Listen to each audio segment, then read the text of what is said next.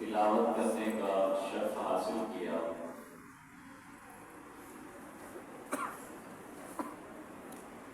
ہم ہر نماز کے اندر اس سورت کو پڑھتے اور سنتے ہیں۔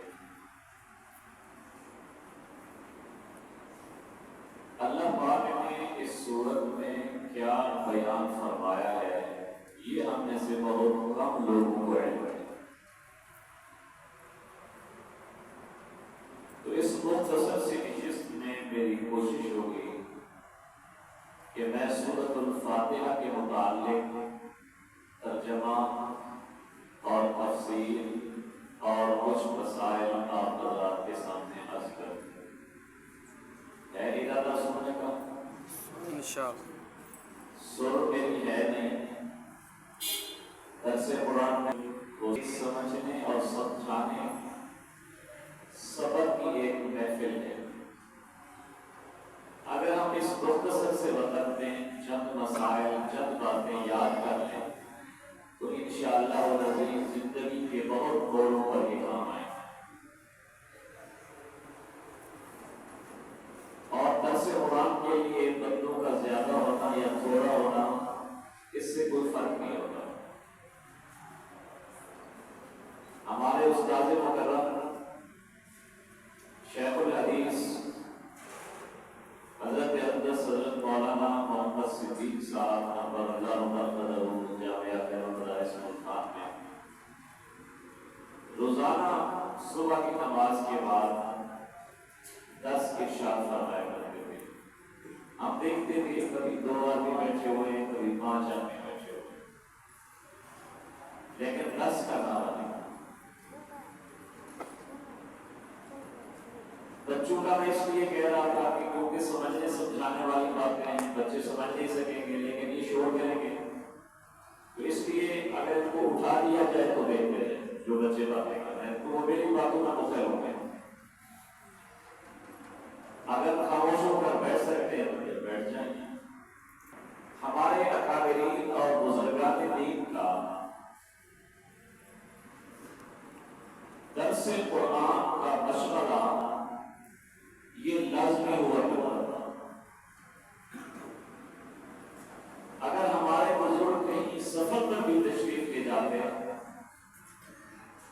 وہاں رات کا قیام کرتے، صبح کی نماز کے بعد راستے درس کیا ہوتا ہے؟ آج ہمارے ہاں ایک بہت بڑا المیہ ہے، جلسے ہوتے ہیں یا 10 کے عنوان سے ایک محفل ہوتی ہے، 3 گھنٹے 2 گھنٹے 4 گھنٹے بٹھا دیتے ہیں عوام کو۔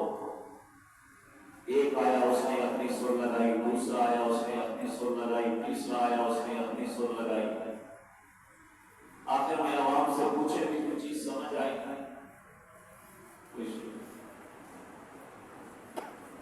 اس کو پتا ہوتا ہے میں نے فیس کرنی ہے، میں اس کو میں نے ان کو مطمئن کرنا ہے، 1 گھنٹہ میں نے بولنا ہے، عوام کو خوش کرنا ہے تاکہ آئندہ سال مجھے عوام بولا ہے، لیکن 10 میں ایسا مزاج نہیں ہوتا۔ اس لیے 2 بندے ہیں، 20 بندے ہیں، 100 بندہ ہے، یہ بات سمجھ لیں میرے لیے اور اس 10 کے لیے کوئی بات نہ۔ اب 5-7 بندوں کے لیے ہم آدھا گھنٹہ انتظار کریں تو یہ جو 20-25 ساتھی بیٹھے ہوئے ہیں ان بیچاروں کا کیا کر سکتے؟ تو سب کی اپنی اپنی جگہ اہمیت ہوتی ہے۔ اس لیے میں چند باتیں سورۃ الفاتحہ کے متعلق عرض کرتا ہوں۔ اللہ تبارک و تعالیٰ مجھے کما کو بیان کرنے کی اور آپ حضرات کو سننے کی، اس کے بعد اللہ پاک ہم سب کو اس پر عمل کی توفیق نصیب کرے۔ اس سورت کا نام سورۃ الفاتحہ ہے۔ فاتحہ کا معنی ہوتا ہے کھولنا، ابتدا کرنا، کیونکہ جب ہم قرآن مجید کو کھولتے ہیں، قرآن مجید کی ابتدا کرتے ہیں تو ابتدائی سورت الحمدللہ رب العالمین سے ہے، اس لیے اس سورت کا نام سورۃ الفاتحہ ہے۔ احادیث مبارکہ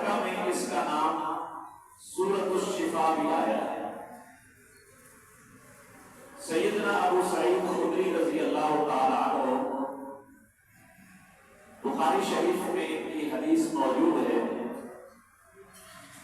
ये फरमाते हैं कि एक मर्तबा हमारा एक काफिला कहीं गया, रात का वक्त हो गया। उस वक्त हमें जरूरत पड़ी कि हमें कोई रिहाइश दे दे, कोई पड़ाव दे दे। साथ बस्ती वाले लोग मौजूद थे। हमने उनको कहा, लेकिन उन्होंने इनकार कर दिया। फिर आखिर हमने अपना पड़ाव डाला, खैमा लगाया और सो गए। रात के वक्त में आवाज आई, हुई जगाने वाला जगा रहा है। हजरत अबू सईद खुदरी कहते हैं, मैं उठा, मैंने उससे पूछा, अभी क्या बात है? उन्होंने कहा कि आप बस्ती वालों में से एक आदमी को सांप काट चुका है, सांप डस चुका है। तुमने से कोई ऐसा बंदा मौजूद है जो उस पर कोई काम मंत्र चला सके ताकि उसमें जहर का असर खत्म हो जाए? हजरत अबू सईद खुदरी कहते हैं, मैंने कहा हाँ मैं हूं, लेकिन मेरी एक शर्त है। वो शर्त ये है कि अगर तुम्हारा मरीज ठीक हो गया तो 35 बकरियां लो। उन्होंने इस शर्त को मंजूर कर लिया। हजरत अबू सईद खुदरी रज़ी अल्लाह तआला अन्हु चले गए। वहां जाने के बाद इन्होंने सूरतुल फातिहा पढ़कर उस मरीज सांप के डसे हुए पर दम किया। अल्लाह पाक ने शिफा अता फरमाई। उन्होंने हस्बे वादा 35 बकरियां दे दी। हजरत अबू सईद खुदरी कहते हैं, अब मैं सोचने लगा ये 35 बकरियां मेरे लिए हलाल भी है या नहीं। सोचने के बाद मेरे ज़हन में बात आई कि मैंने इनको इस्तेमाल नहीं करना, मैं इनको बेचना है, न ज़िबा करना है, जब तक हम रसूल अकरम सल्लल्लाहु अलैहि वसल्लम से पूछ लें। आपके पास आए, आपसे पूछा गया तो नबी अकरम सल्लल्लाहु अलैहि वसल्लम ने जवाब इरशाद फरमाया कि आपने तो 35 बकरियां ले ली, ये सूरतुल फातिहा तो मैंने आपको सिखाई थी, मेरा हिस्सा तो मुझे दे दो। तो गोया एक बारीक बीवी से आपने उसके जवाब का फतवा दे दिया कि ये आपके लिए जायज है। अगर नाजायज होता हुजूर अलैहिस्सलातु वस्सलाम ये ना फरमाते कि मुझे तो मेरा हिस्सा दो, आपने ये नहीं फरमाया। इसलिए इस सूरत का नाम सूरत शिफा है। हदीस पाक में आता है, बल्कि कुरान मजीद की आयत है, इज़ा क़रअतल कुरआन फस्तइज़ बिल्लाहि मिनश शैतानिर रजीम। जब कुरान को शुरू करो तो अऊज़ु बिल्लाहि मिनश शैतानिर रजीम लाज़मी पढ़ा है। और तावुज़ के बाद तस्बीह पढ़ना सुन्नत है। हुज़ूर अलैहिस्सलातु वस्सलाम का फरमान है कि जो काम बिस्मिल्लाह से शुरू न किया जाए वो बेबरकत होता है। और नबी अकरम सल्लल्लाहु अलैहि वसल्लम फरमाते हैं कि जब पहली वही मुझ पर नाजिल हुई तो मुझे फरिश्ते ने आकर कहा, ऐ मोहम्मद सल्लल्लाहु अलैहि वसल्लम, इस्तइज़ बिल्लाह, अल्लाह से पनाह मांगो। सुन्ना क़ाल क़ुल बिस्मिल्लाहिर रहमानिर रहीम, फिर बिस्मिल्लाहिर रहमानिर रहीम पढ़ लो। फिर सूरतुल अलक की जो 5 आयत है वो सुना दी। उलमाए कराम ने लिखा है कि जब इंसान नमाज अदा करता है तो पहली रकात में सना पढ़ने के बाद आऊज़ु बिल्लाह भी पढ़ेगा, बिस्मिल्लाह भी पढ़ेगा। उसके बाद जब सूरत शुरू करेगा तो सिर्फ बिस्मिल्लाह पढ़ेगा। दूसरी, तीसरी और चौथी रकात में फातिहा से पहले सिर्फ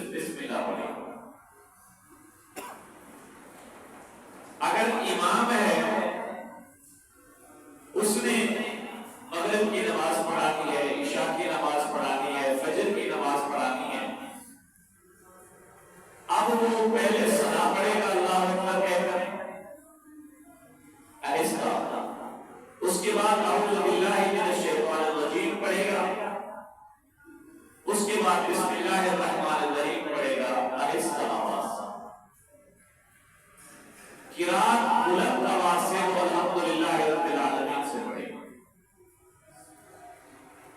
مسلم شریف میں اور نسائی میں اور ترمذی میں سیدنا انس رضی اللہ تعالی عنہ کی حدیث ہے ان النبی صلی اللہ علیہ وآلہ وسلم وابا بکر وعمر وعثمان كانوا يفتتحون القراءة بالحمد للہ رب العالمین، کہ نبی اکرم صلی اللہ علیہ وسلم حضرت ابو بکر اور حضرت عمر اور حضرت عثمان یہ قرآن الحمدللہ رب العالمین سے شروع کیا کرتے تھے۔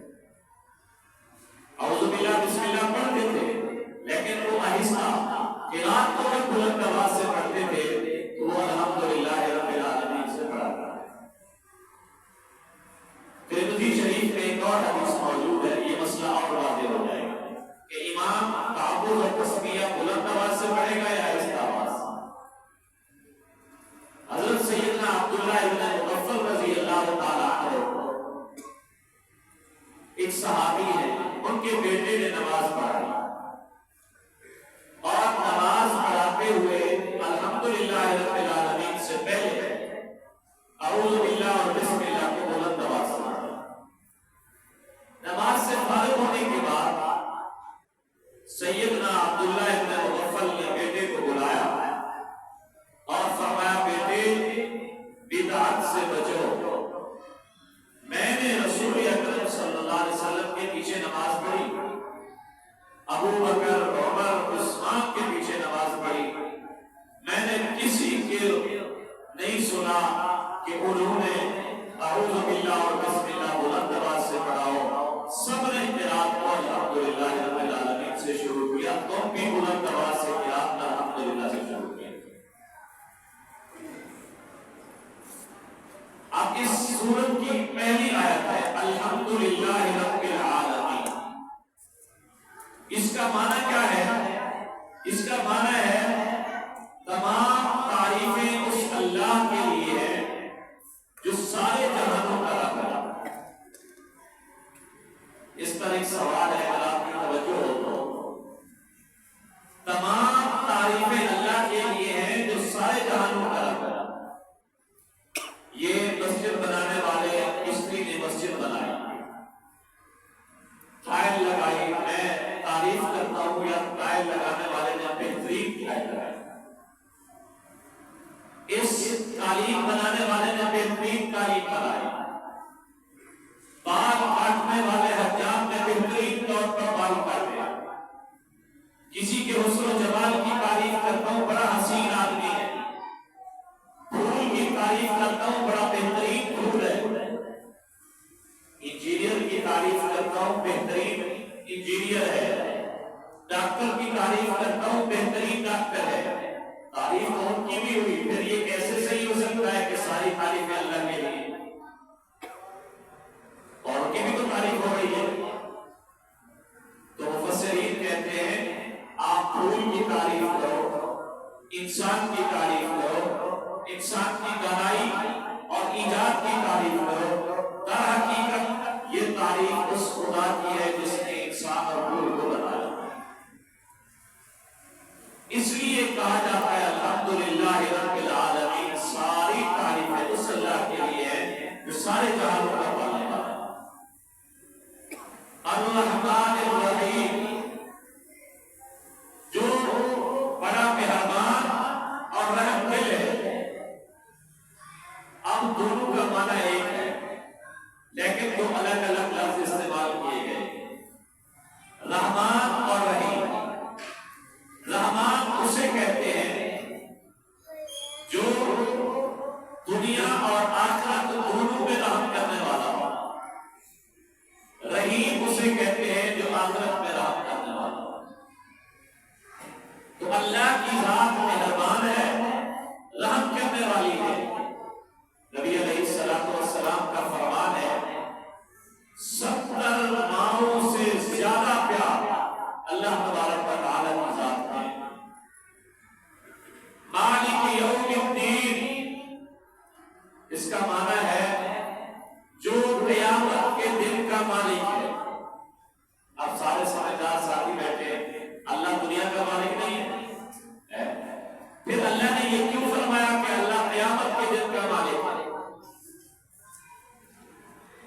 اس کا جواب علماء کرام نے یوں لکھا ہے کہ دنیا کے اندر عارضی ملکیت اللہ نے کچھ نہ کچھ انسان کو دی ہوئی ہے.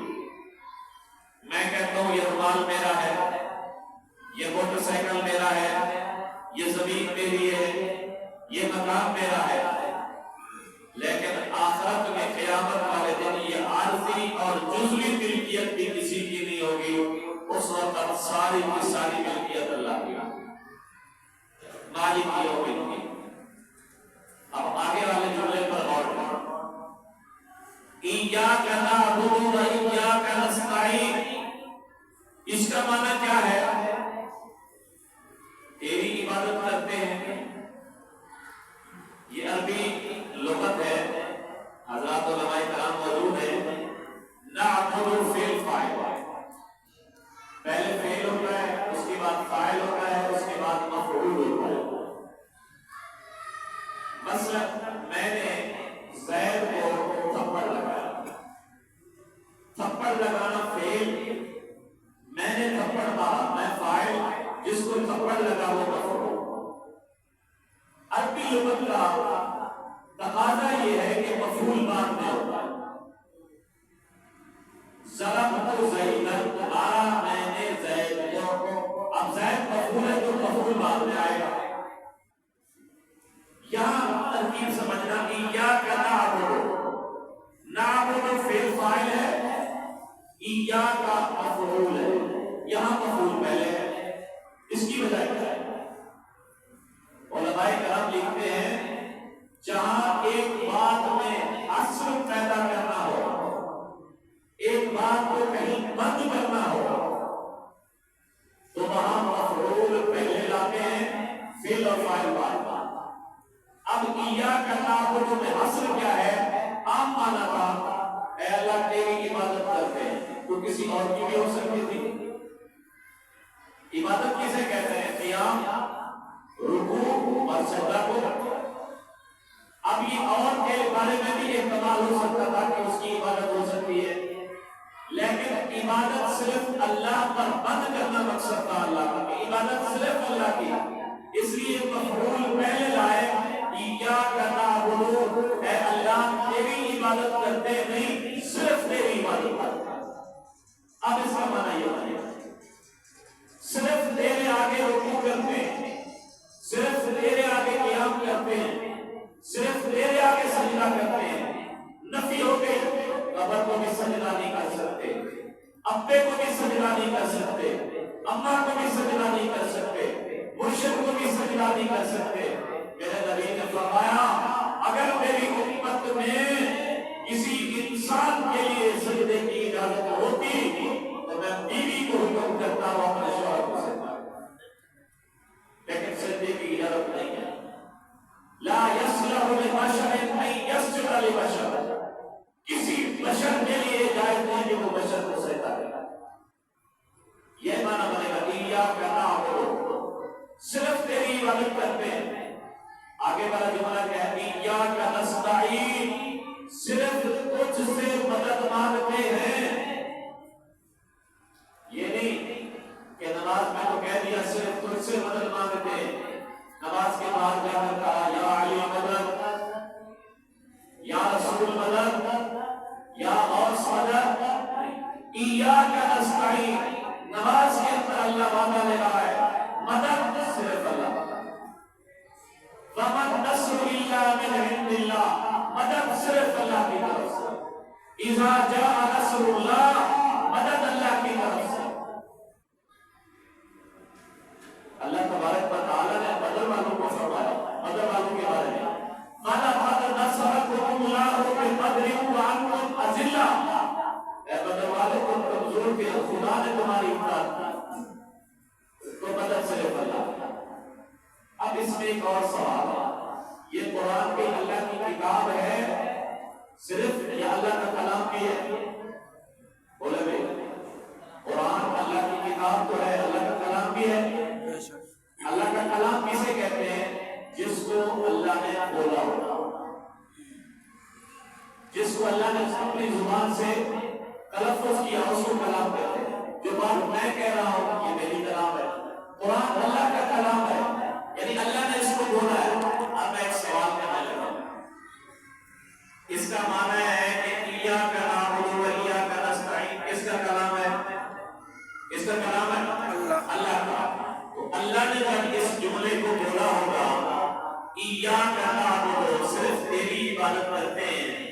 ایاک نستعین صرف تجھ سے مدد مانگتے ہیں، اللہ نے کس کو کہا ہوگا؟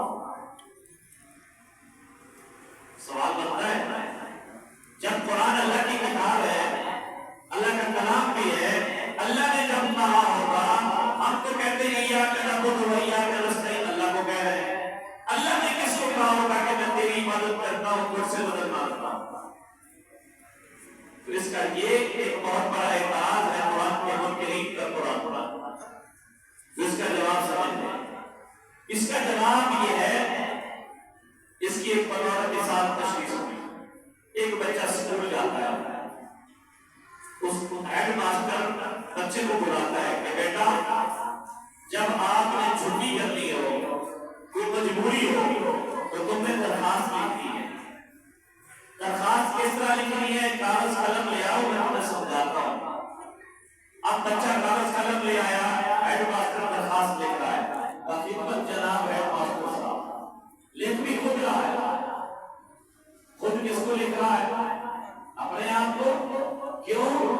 بچے کو سمجھانا مقصود ہے کہ جب تم مجھ سے چھٹی طلب کرو، چھٹی کا یہ طریقہ ہے، اللہ تعالیٰ سورۃ فاتحہ میں، یہ اللہ کی کلام ضرور ہے لیکن تیرے اور میرے لیے ہے، تجھے اور مجھے سکھایا گیا ہے کہ جب تمہیں اللہ سے کوئی دعا مانگنی پڑے، جب تمہیں اللہ سے کچھ کہنا پڑے، تو میری خوشامد کے لیے، میری رضامندی کے لیے، مجھ سے مانگنے کے لیے یہ جملے کہہ دیا کرو، اللہ عبادت تیری کرتے ہیں، تو ہماری مدد کرو۔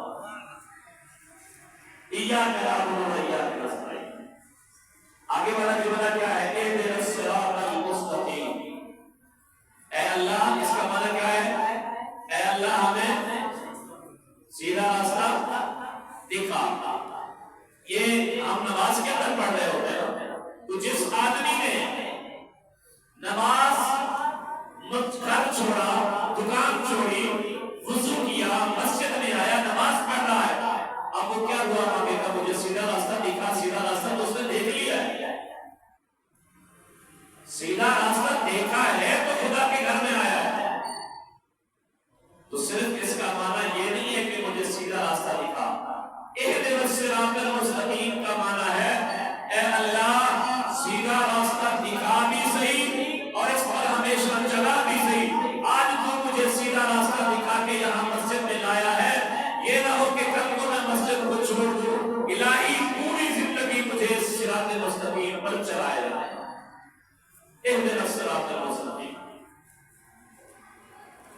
اچھا بھائی، آپ نماز کے اندر یہی دعا مانگتے ہیں، میں بھی یہی دعا مانگتا ہوں، قریشی صاحب بھی یہی مانگتے ہیں، ہمارا مرشد پیر اللہ کا ولی شیخ الحدیث، اسی طرح چلتے چلتے تبع تابعی صحابی نبی بھی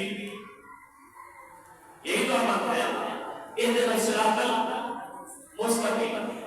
اللہ مجھے سیدھا راستہ دکھا، دکھانے کے بعد اس پر چلا۔ مجھے تو سیدھے راستے کی ضرورت ہے، صحابی کو کیا ضرورت ہے؟ وہ یہی دعا مانگ رہا ہے۔ چلو صحابی انسان ہے، گناہ ہو سکتا ہے، نبی یہ دعا کیوں مانگ رہا ہے؟ نبی تو گناہوں سے معصوم ہے، لیکن وہ بھی یہی دعا مانگ رہا ہے، اہدنا الصراط المستقیم۔ اللہ مجھے سیدھا راستہ دکھا، پھر اس پر چلا۔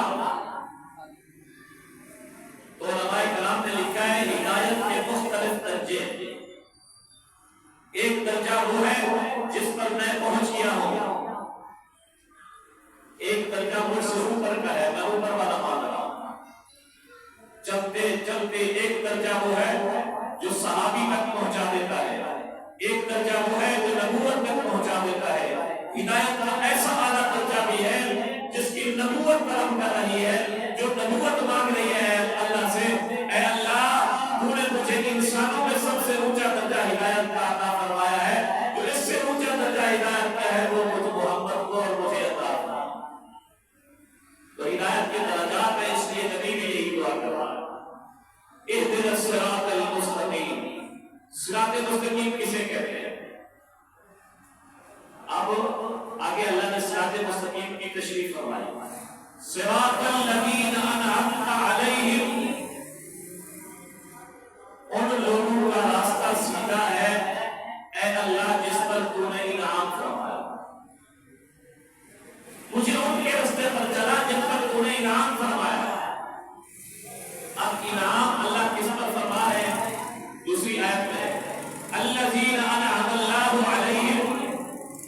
النبیین، اللہ نے نبیوں پر انعام کیا، والصدیقین، صدیقین پر انعام کیا، والشہداء، شہداء پر ایمان کیا، والصالحین، اور صالحین پر انعام کیا۔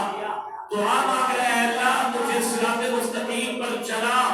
صراط مستقیم وہ ہے ان لوگوں کا راستہ ہے جن پر اللہ نے انعام کیا۔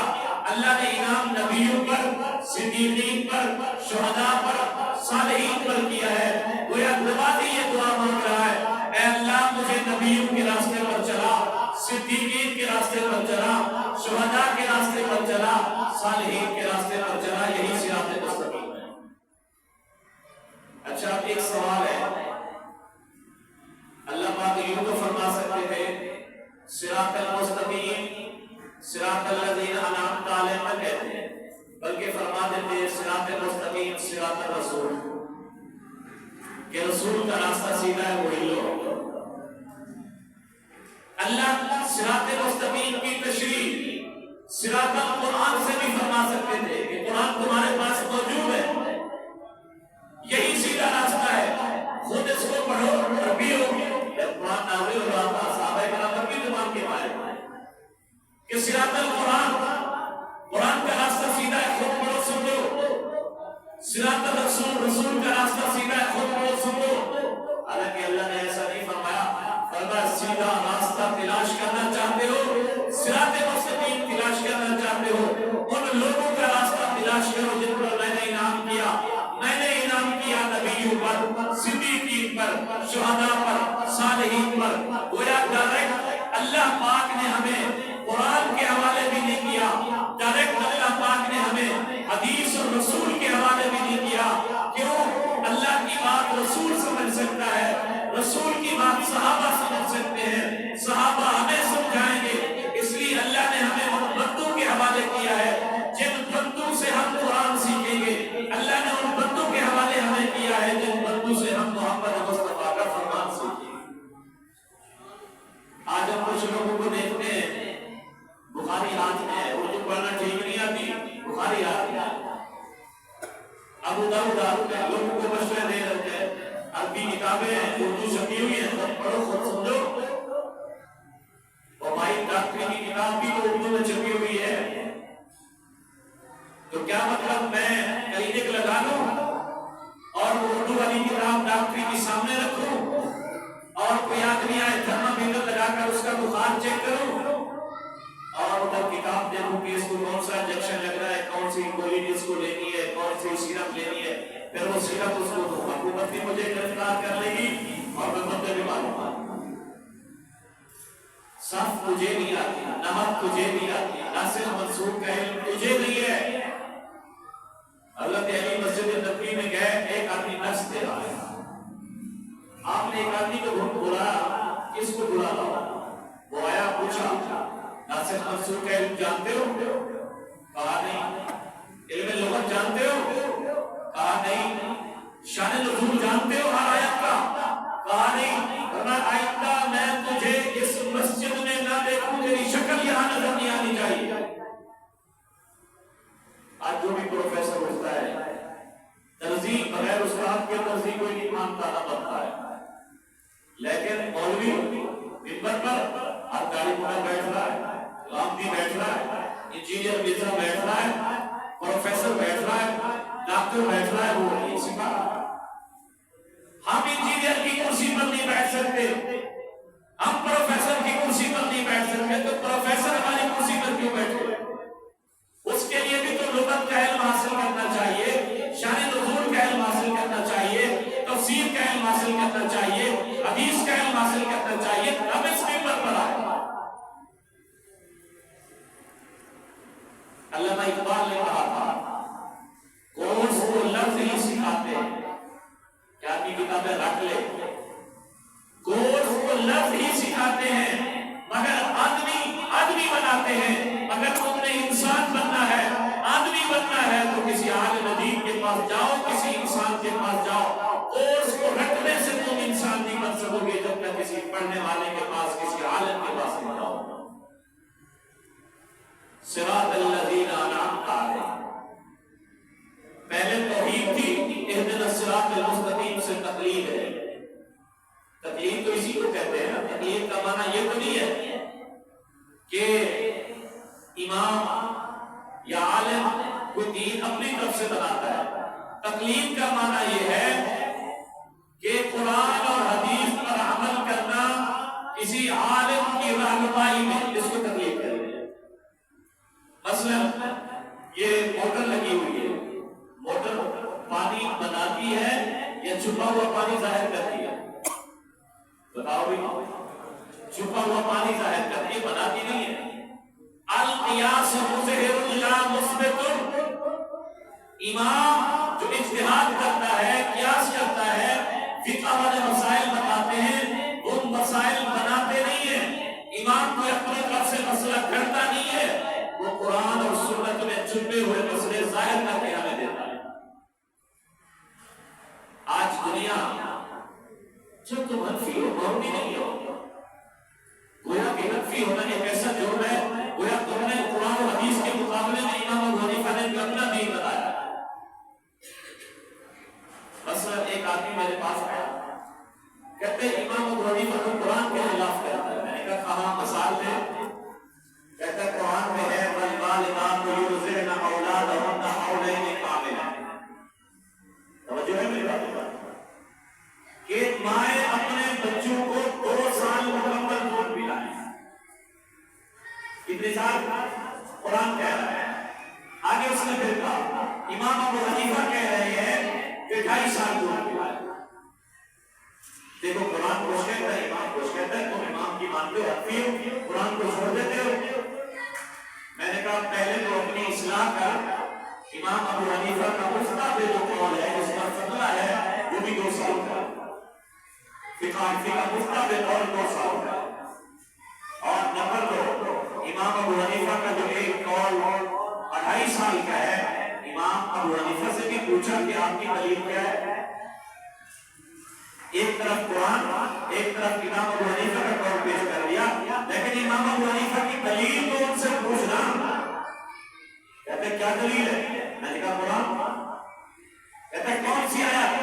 میں نے کہا ایک آیت میں ہے والوالدات یرضعن اولادہن حولین کاملین، مائیں اپنے بچوں کو 2 سال دودھ پلائیں. دوسری آیت میں ہے وحملہ وفصالہ 30 شہرا، کہ دودھ چھڑانے کی مدت اور حمل کی مدت پیٹ کے اندر بچے کے لیے 30 مہینے ہے. 30 مہینے، 12 گنے 24، 6 مہینے اور شامل کرو، 30 مہینے بنتے ہیں. تو یہ 23 مہینے کے 2.5 سال بنتے ہیں.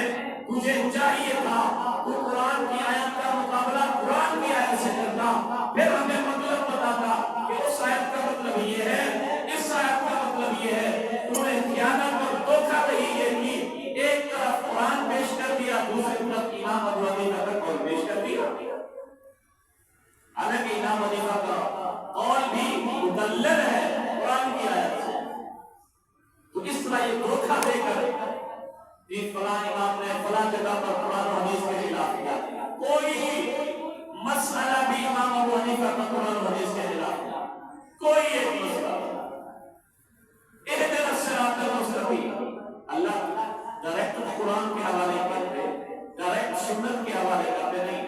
اللہ نے ان بندوں کے ہمیں حوالے کیا ہے کہ اگر صراط مستقیم چاہتے ہو، نبیوں کے راستے پر چلو، صدیقین کے راستے پر چلو، شہداء کے راستے پر چلو، نیک لوگوں کے راستے پر چلو. ساری کائنات سے بڑھ کر نیک اللہ کے نبی ہیں، اللہ کے نبیوں سے بڑھ کر نیک صحابہ کرام ہیں، صحابہ کے بعد سب سے بڑھ کر نیک تابعین ہیں. ہمارے فقہی 4 امام ہیں، امام ابو حنیفہ، امام مالک، امام شافعی، امام احمد بن حنبل. چاروں اماموں میں سے بڑے اور تابعی امام، صحابہ کی زیارت کرنے والے، 7 صحابہ کرام کو دیکھنے والے، 7 صحابہ سے روایت کرنے والے امام اعظم ابو حنیفہ رحمۃ اللہ علیہ ہیں، جنہوں نے مجھے بسم اللہ سکھائی صحابہ سے سن کر، جنہوں نے مجھے نماز سکھائی صحابہ کو نماز پڑھتے دیکھ کر، جنہوں نے مجھے حج سکھایا صحابہ کرام کو حج کرتا دیکھ کر، مجھے انہوں نے دین کا ایک ایک مسئلہ صحابہ سے سن کر، صحابہ سے پوچھ کر، صحابہ کو دیکھ کر.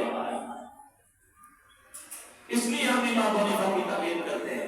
تقلید تم بھی کرتے ہو، فرق یہ ہے کہ تم 14ویں صدی کے کرتے ہو، میں تابعین میں سے خیر التابعین امام ابو حنیفہ کی تعلیم کرتا ہوں۔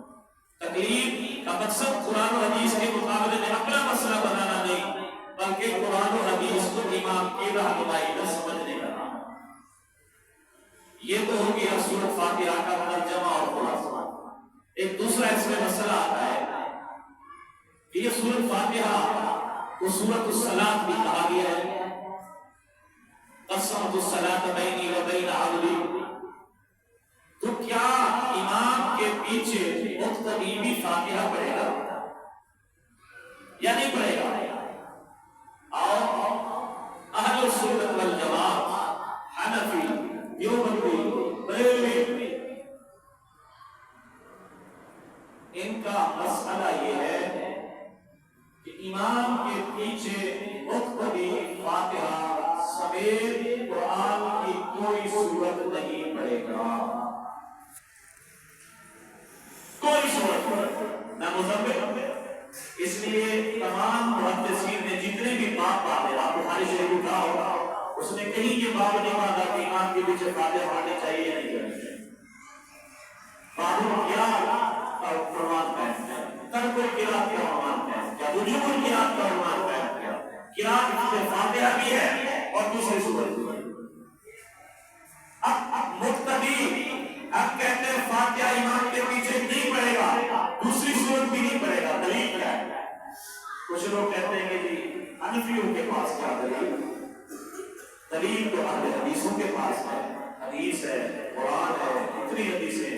اور ذرا ایک اہل السنت والجماعت کے خادم سے دلائل تو سن لو۔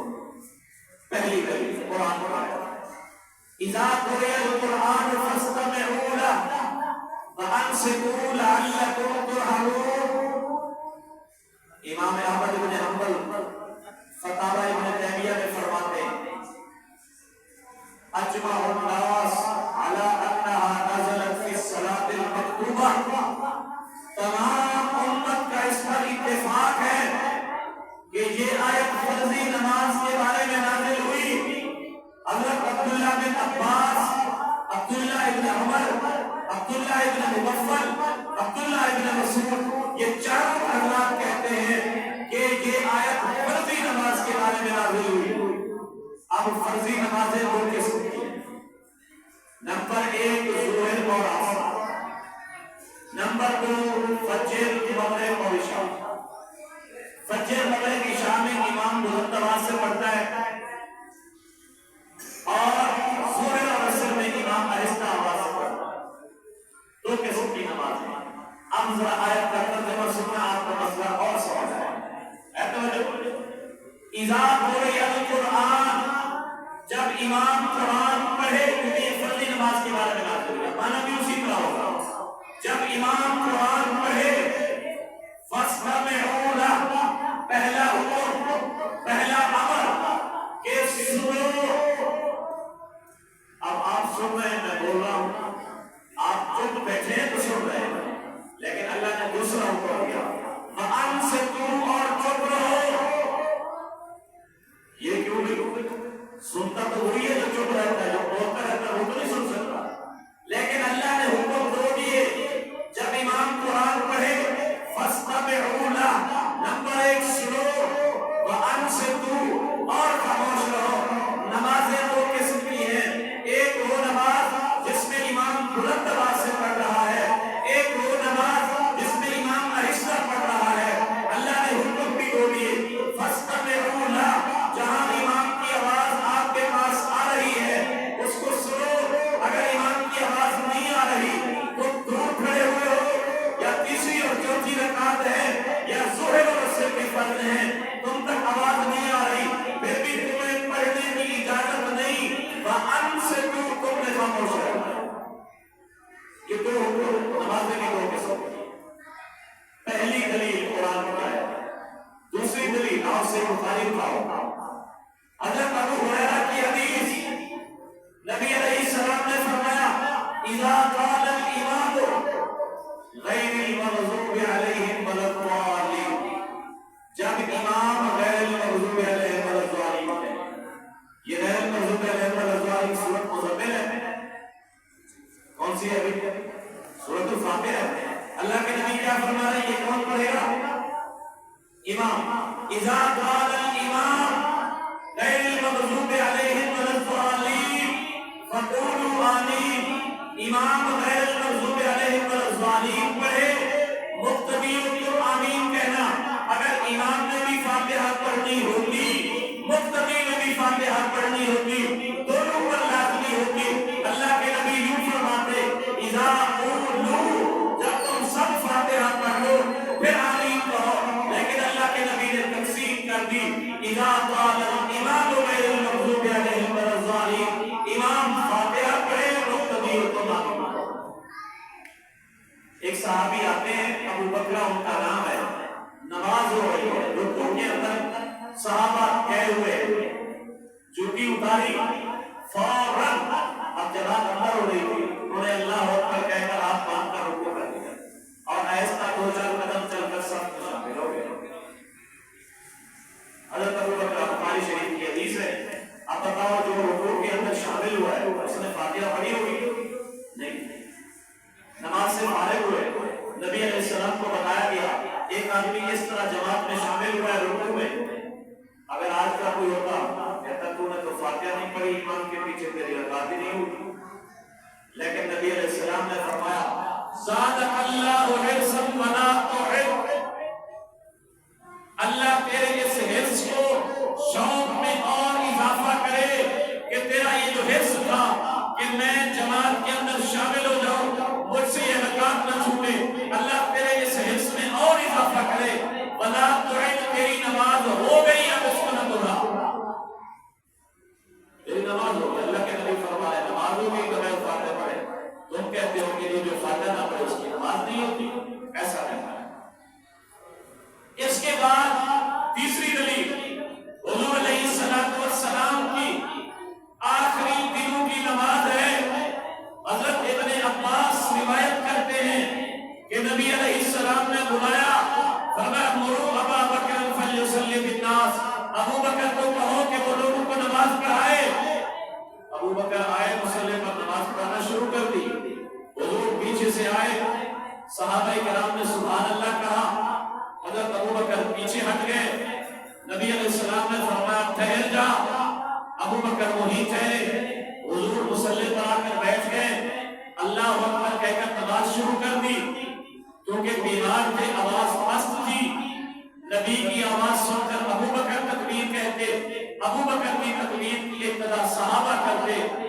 اب اگر امام اور مقتدی سمیت سب نے فاتحہ پڑھنی ہوتی، سب کے ذمہ قرات ہوتی، تو نبی آ کر پہلے فاتحہ پڑھتے، لیکن نبی نے فاتحہ نہیں پڑھی، امام کی قرات کو قرات سمجھا، امام کی قرات کو معتبر مانا، آئے حضرت ابن عباس فرماتے ہیں فاستفتح النبی صلی اللہ علیہ وسلم من حیث انتہا ابی بکر من القرآن، ابو بکر صدیق جب پیچھے ہٹے تو فاتحہ ختم کر چکے تھے، دوسری سورت شروع کر چکے تھے، نبی آئے قرآن کو وہاں سے شروع کیا جہاں ابو بکر ختم کر چکے تھے۔ گویا نبی نے ابو بکر کو امام مان کر امام والی قرآن کو معتبر سمجھا، کیونکہ نبی نے ہی فرمایا تھا من کان لہ امام فقراءۃ الامام لہ قراءۃ، جس کا امام ہے امام کی قرآن مقتدی کی قرآن ہوتی ہے۔ اس لیے میرے نبی نے اور قرآن نہیں کی، میرے نبی نے فاتحہ سر نو نہیں پڑھی، کیوں؟ کیونکہ امام پہلے موجود تھا، وہ پڑھ چکا تھا، اس کی قرآن مقتدی کی قرآن ہوتی ہے۔ اس لیے یہی وجہ ہے جس طرح ایک مؤذن اذان دینا سنت ہے، لیکن ایک مؤذن اذان دیتا ہے سب کی طرف سے کافی ہو جاتی ہے، اقامت کہنا سنت ہے، ایک آدمی اقامت کہتا ہے سب کی طرف سے ادا ہو جاتی ہے، جمعے کا خطبہ دینا واجب ہے، ایک خطیب امام خطبہ پڑھتا ہے سب کی طرف سے ادا ہو جاتا ہے، قرات کرنی فرض ہے، امام قرات کرتا ہے سب کی ادا ہوتا ہے۔ ایک آدمی مجھے کہنے لگا کہ جی فاتحہ کا لفظ حدیث میں دکھاؤ، کیونکہ فاتحہ تو قرات نہیں ہے۔ میں نے کہا مسلم کی حدیث میں نے پہلے بھی سنائی، حضرت انس فرماتے ہیں ان نبی صلی اللہ علیہ وسلم ابا بکر و عمر كانوا يفتتحون القراءة کہ وہ قرات الحمدللہ سے شروع کیا کرتے تھے. دوسرا سن ترمذی شریف حضرت جابر رضی اللہ تعالیٰ عنہ کا فرمان، شرح مانی الآثار نبی علیہ السلام کا فرمان، من صلی رکعتا لم یقرأ فیہا بفاتحۃ الکتاب، جو آدمی نماز پڑھے اور اس میں فاتحہ نہ پڑھے، فلم یصلی، اس کی نماز نہیں ہوئی. کچھ ساتھی یہاں آ کر خاموش ہو جاتے ہیں، پوری حدیث نہیں پڑھتے کہ جی فاتحہ جو نہ پڑھے اس کی نماز نہیں، فاتحہ نہ پڑھے اس کی نماز نہیں. ذرا ترمذی کے آگے والے الفاظ تو پڑھ. حضرت جابر نے فرمایا، شرح مانی الآثار کے الفاظ تو پڑھ. میرے نبی نے فرمایا الا ان یکون وراء الامام، ہاں اگر امام کے پیچھے ہو پھر تمہاری نماز ہو جائے گی، تمہیں فاتحہ پڑھنے کی ضرورت نہیں ہے. اس میں تو واضح فاتحہ پڑھنا ہوتا ہے. ہاں کچھ ساتھی کہتے ہیں کہ یہ حدیث میں ہے فاتحہ کے بغیر نماز نہیں. میں نے کہا ذرا اللہ سے پورے پڑھ لو. کہتے ہیں پورے کیا ہے؟ میں نے کہا آپ ابو داؤد اٹھائیں، نسائی اٹھائیں، جہاں حدیث لکھی ہوئی ہے کہ فاتحہ کے بغیر نماز نہیں، وہاں آگے لکھا ہوا ہے وَهَذَا لِمَن يُصَلِّي وَحْدَهُ، یہ اس شخص کے لیے ہے جو اکیلا نماز پڑھتا ہے، مقتدی کے لیے تو نہیں. تو پہلا مسئلہ یہ ہے. دوسرا مسئلہ فاتحہ کے اختتام کا اور آخری مسئلہ وہ کیا ہے کہ ہم جب کہتے ہیں وَلَا الضَّالِّينَ، اس میں بھی بڑا چکر ہے، وَلَا الضَّالِّينَ ہے یا الضَّالِّينَ، حالانکہ یہ ضاد ہے. جیسے نبی پاک صلی اللہ علیہ وسلم جس قبر مبارک میں آرام فرمائے ہیں اس کو کیا کہتے ہیں؟ روضہ مبارک. کیا کہتے ہیں؟ تو وہاں پر بھی ضاد ہے، تو کیا وہاں پڑھیں گے روضہ؟ اگر ضاد کو روضہ پڑھتے ہیں تو وہاں تو پڑھیں گے روضہ. اب جس طرح ایک آدمی کہتا ہے فلاں آدمی کو فلاں مرض ہے، مرض کے اندر بھی ضاد ہے، تو کیا کہیں گے مرض ہے؟ یا کچھ لوگ ضاد کو نال پڑھتے ہیں، کیا کہیں گے فلاں کو فلاں مرض ہے؟ ضاد ہے، نہ دعا ہے نہ دعا ہے. تو وللظالمین کے بعد آمین مقتدیوں نے کہنا ہے، امام نے فاتحہ پڑھنی ہے، لیکن اب مقتدی آمین آہستہ کہے گا یا بلند آواز سے؟ اہل سنت والجماعت کہتے ہیں آہستہ آواز سے. کیوں؟ اس کی دلیل اور ذرا قرآن سے پوچھتے ہیں یہ آمین ہے کیا؟ قرآن کے اندر حضرت موسیٰ علیہ السلام کی دعا ہے. موسیٰ علیہ السلام نے دعا کی، ہارون علیہ السلام نے ان کی دعا پر آمین کہا. اللہ پاک نے جواب دیا قد اجیبت دعوتکما، اے موسیٰ اے ہارون، میں نے تم دونوں کی دعا کو قبول کیا. گویا موسیٰ علیہ السلام نے جو کہا تھا اس کو بھی رب نے دعا کہا آمین آمین. حضرت ہارون نے کہا تھا، اللہ نے آمین کو بھی کیا کہا؟ دعا کہا. تو یہ قرآن سے ثابت ہو گیا آمین دعا ہے. اب ذرا صحیح بخاری سے پوچھ رہے ہیں، امام بخاری کے استاد ہیں حضرت عطا.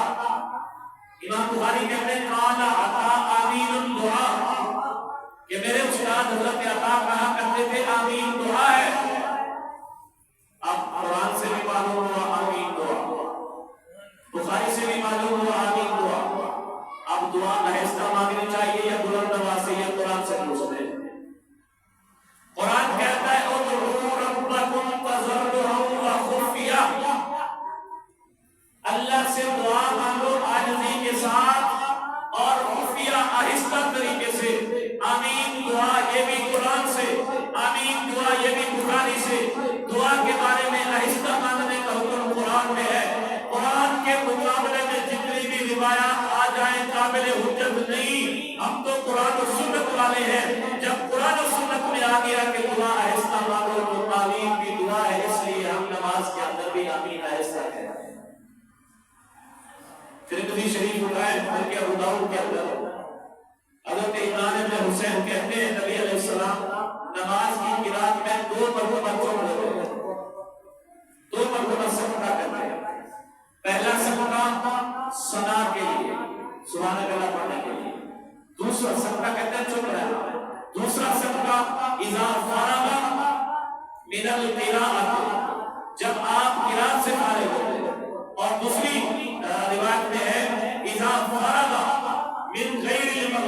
علیہم ولا الضالین کہ جب آپ فاتحہ سے فارغ ہوتے تو آمین کہنے کے لیے سجدہ کرتے، چپ رہتے۔